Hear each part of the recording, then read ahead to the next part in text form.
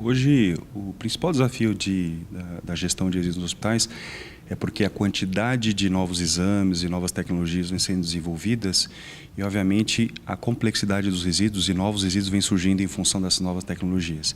E à medida que você vai tornando mais complexa, você tem novos resíduos e a legislação acaba não acompanhando essa criação de novos resíduos.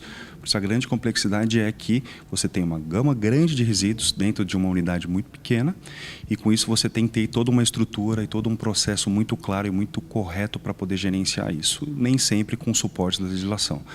Então, obviamente, com isso, com essa complexidade, com o aumento da capacidade, com o aumento da geração de resíduos, você tem que buscar sustentabilidade, ou seja, tratar melhor, responder à legislação e sempre com os custos mais baixos. Então, a equipe de gestão ambiental dos hospitais ela tem esse grande desafio.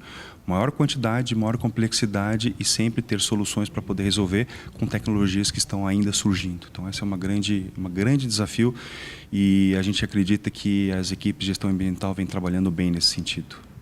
O senhor pode nos falar um pouquinho sobre o programa Safe Cycle, esse programa de gestão de resíduos nos hospitais? Sim. O programa Safe Cycle ele vem justamente para poder ajudar os hospitais na gestão de um tipo de resíduo muito complexo que é o perfluorocortante.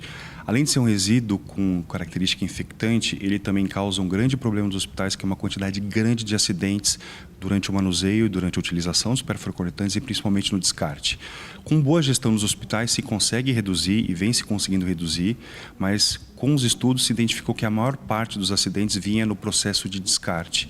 E o que esse processo fez foi justamente criar um coletor específico onde você evitava o risco de punção com perfluorocortante durante o descarte, durante o transporte, e principalmente evitasse de se descartar papelão, que é o material hoje formado pela maior quantidade dos recipientes que coletam hoje os perfluorocortantes.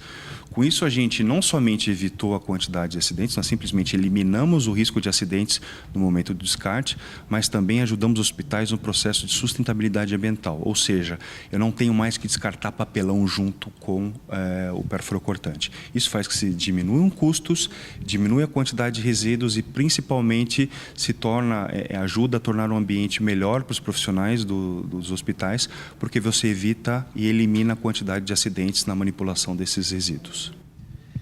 E como tem se manifestado as instituições que já utilizaram e que utilizam este programa?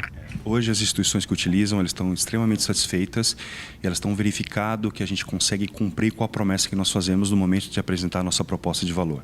Não somente reduzindo a quantidade de resíduos, já que nós apresentamos relatórios contínuos sobre essa geração, apresentamos quais são as unidades que mais geram esses resíduos, e isso permite com que eles possam fazer trabalhos e estudos para poder diminuir essa quantidade de geração em cada local. Mas principalmente eles entenderam que acabaram com um grande problema de acidentes com perfluorocortantes. Com isso eles diminuíram a quantidade de absenteísmo, ou seja, profissionais que tinham que tomar os medicamentos para poder evitar esse tipo de contaminação ou tratar esse risco de contaminação.